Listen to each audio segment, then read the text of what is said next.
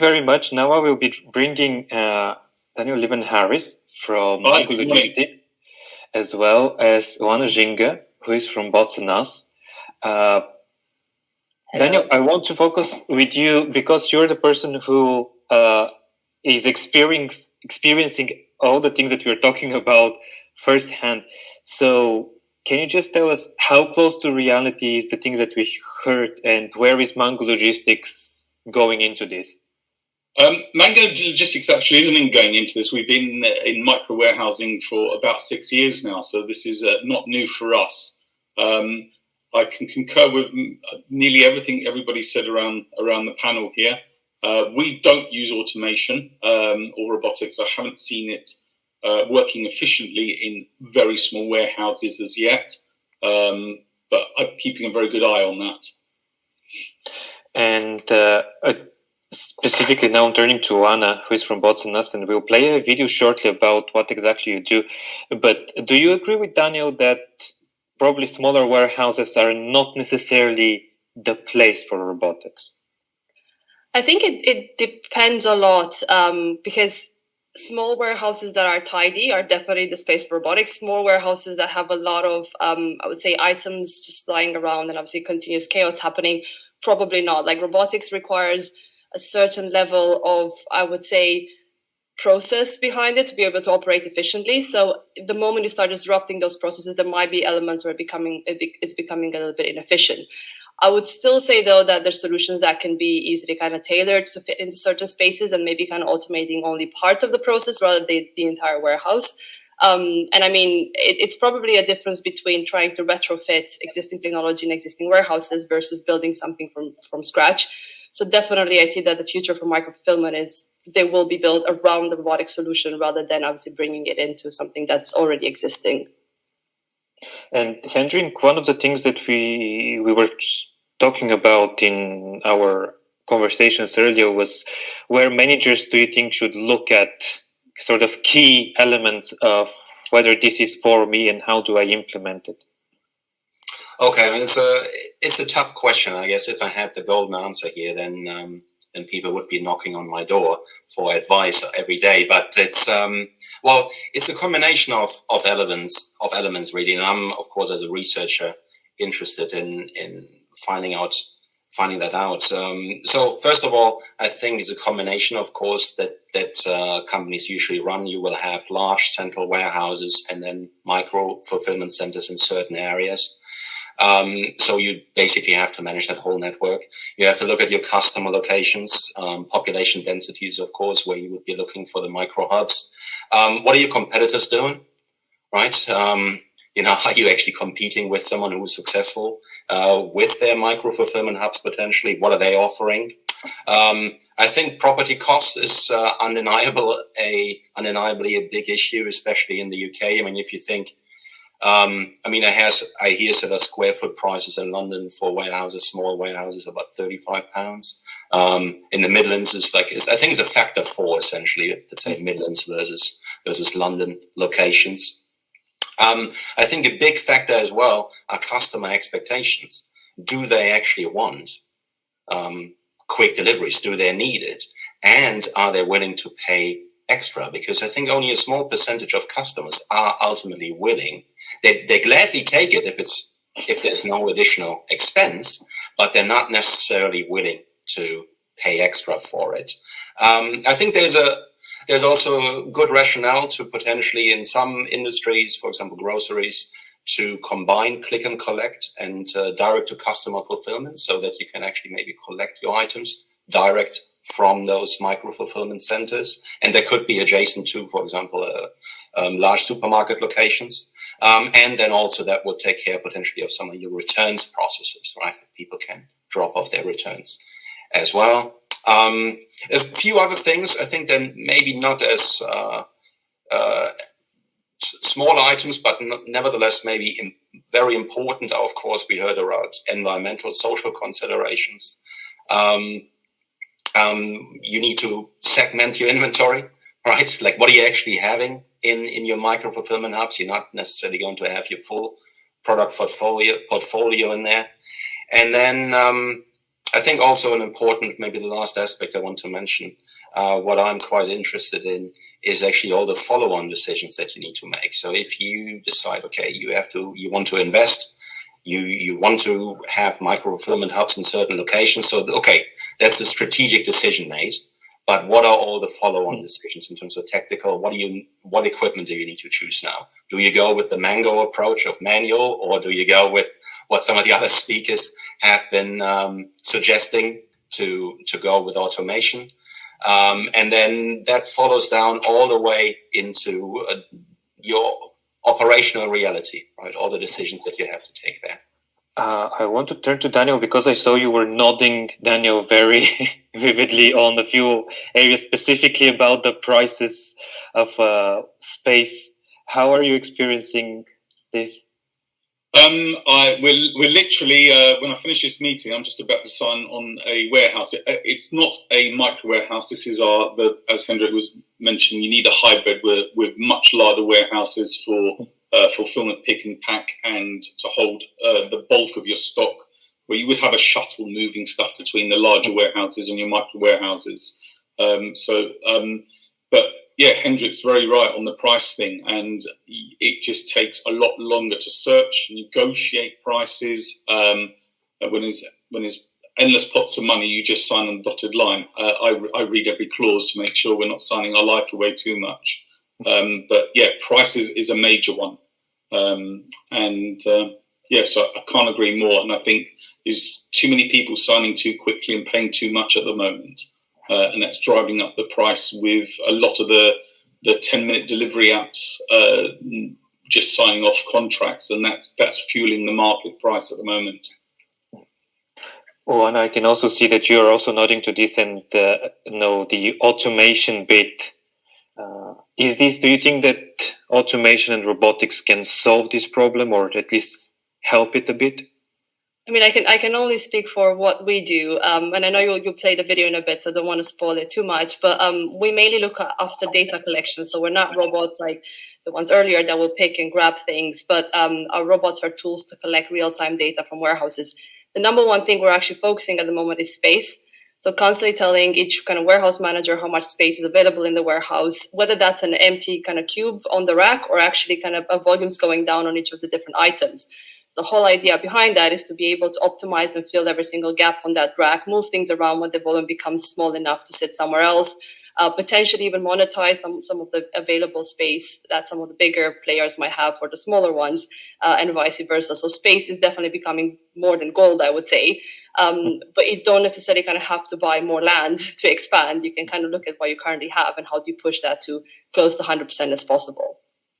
And as you just said, I would just play the video so people get a bit of an idea and Thank you. look into this perspective. At Bolts & Us, we automate warehouse goods management with our real-time data collection technology. This is Min, our fully autonomous robot that accurately measures, tracks and finds packages in warehouses without complex infrastructure changes. Our autonomous robots capture the volume and condition of pallets of all shapes and sizes anywhere in the warehouse. They flag damaged packages or those with underreported dimensions to help recover millions in revenue.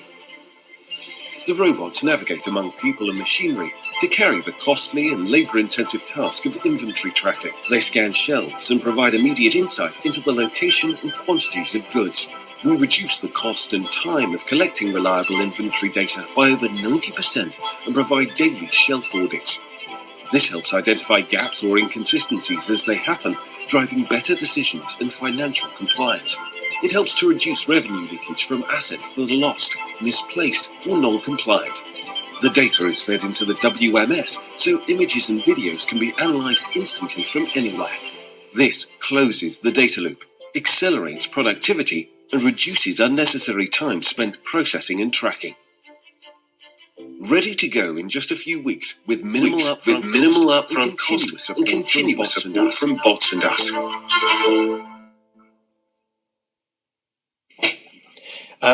Daniel, I also wanted to bring you into the conversation. When you were looking at this video, do you think that this is one of the possible futures? And what are the areas where we can have problems when implementing not only these solutions, but also generally solutions for micro-fulfillment? Sorry, who's the question to? Banu. Anna, sorry. Okay. Well, it's obvious that with the micro-fulfillment implementation, the market, the world is evolving towards more decentralized model. The warehouses are spread out and remain much closer to the end customer. So it's correct that order fulfillment, delivery times, and customer service tend to be vastly improved over the centralized model. However, the operational costs might be significantly higher and increase with the number of established locations. So we should be careful about those decisions, as mentioned previously with the companies. Correct decision models are required to be developed. Optimal solutions for definition of number of fulfillment centers and their size and where to location and allocation algorithms, optimal algorithms should be developed. Otherwise, while trying to decrease the delivery time, it should result with a really high cost.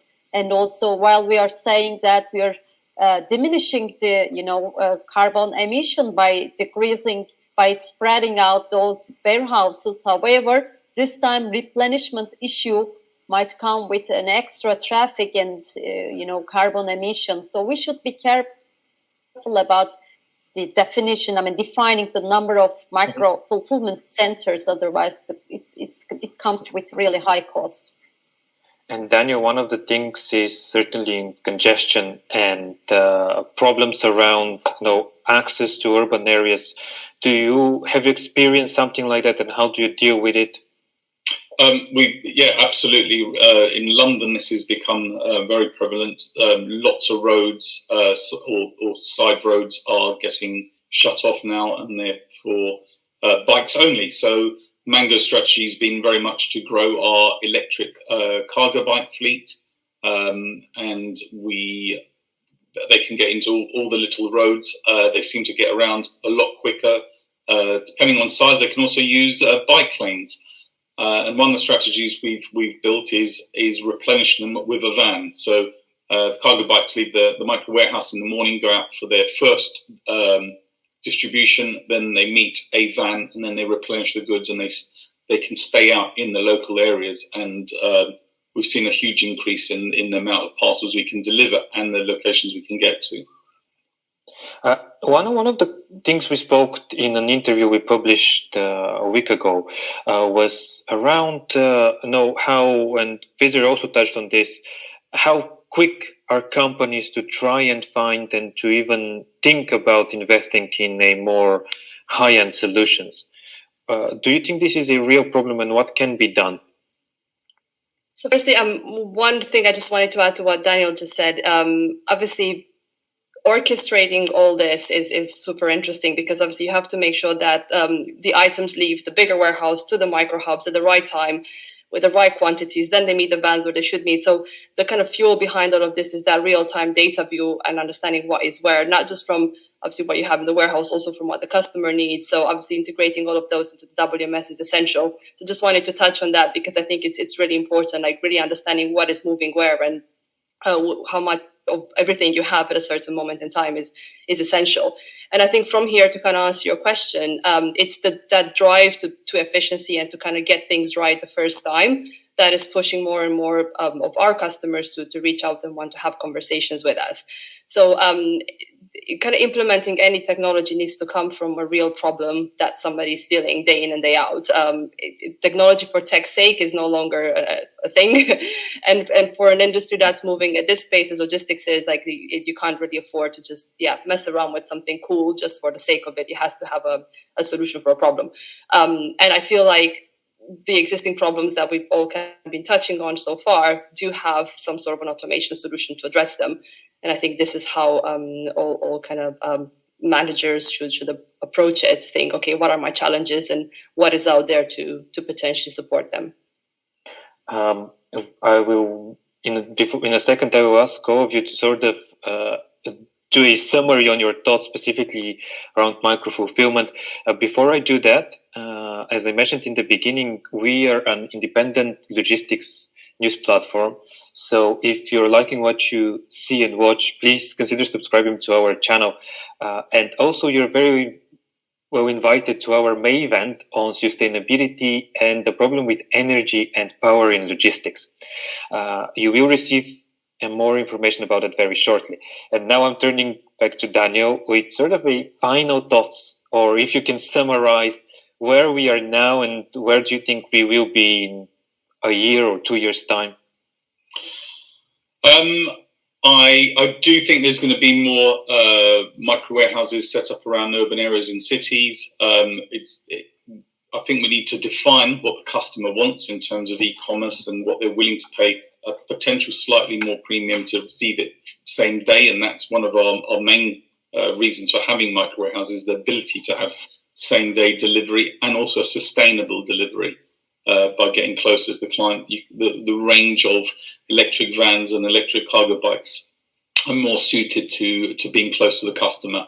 So I can see them popping up all over the place, but there's a lot to get right. And you only get it right once with our clients, which are the B2B, and their clients might be the consumers, but you only get one time to get that right. So having the right inventory levels spread out among the warehouses, and also having that hybrid that you have got a more economical option to store their goods outside of town and then with a daily replenishment. So, yeah, I can see them popping up around town. I just hope that we and everybody else gets the right micro warehouse. It's all very well using the term micro warehouse, but I've seen some dark stores tucked away in two residential areas, or not clean, etc. So finding the right micro warehouse is imperative. And Banu, how about you? What are your sort of final thoughts or summary of the topic? Yeah, it's obvious that not only the warehousing sector is evolving towards more decentralized management, but the whole world, I believe, the management issues are evolving towards more decentralized, more smart way of management. So while, as I mentioned previously, while deciding, it's obvious that micro fulfillment centers will increase even in United Kingdom in the future, but we have to be careful again while deciding how many and at which size micro fulfillment centers to establish. More, I think more smart algorithms and more cost-benefit analytics should be developed towards that. From a researcher perspective, I would contribute in that way. Thank you. Thank you. Hendrik, how about you? Yeah, very good. So first of all, I think we are in especially exciting times when it comes to logistics and warehousing, which is great, especially when you're a researcher and like me, you don't necessarily have to make all the financial decisions immediately. But what I find especially exciting at the moment are all the technology options that are coming on the market. You have your traditional automation solutions like your shuttle systems, ASRS systems, and so forth. But then, of course, you have companies such as Bots and Us that are offering very, very unique solutions that are coming into the market. And so I think what decision makers, and this is what I'm looking at really, what decision makers will be focusing on is a solution that, of course, keeps the costs low, that solves their problems, for example, if it's human labor problems and so forth, but that also gives them the greatest amount of flexibility and scalability, right? I mean, this is, of course, where robotics come in very, very nicely, because you can just, add one more robot, right? Traditional automation is very static. With robots, you have a lot more flexibility and scalability. And this is, those decision considerations, I think, are what managers are grappling with. And this is very exciting to find out what they should do. Okay, and Oana, finally with you, what is your summary? I mean, I think I mentioned it earlier, like we're not necessarily in the business of robotics, but more in the business of data. And I think like Banu said, data is at the core of kind of organizing the world of micro-fulfillment, because you have to get things right in terms of where do you place them, how much stock do you put in them, and how quickly do you scale everything.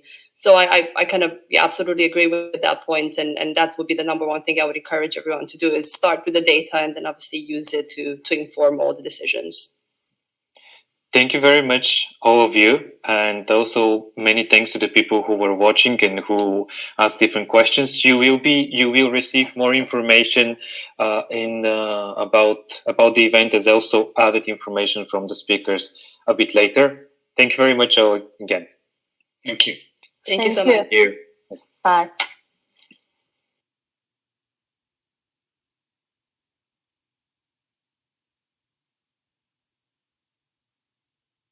This is now day 20 of the war in Ukraine. And to go through developments with me, I'm joined by defence and security analyst Michael Clark. Now, we haven't seen much movement, have we, from Russian forces over the last week, but it's clear something's happening in Kiev. We've seen heavy shelling there. Yes, Kiev has suffered some rocket attacks.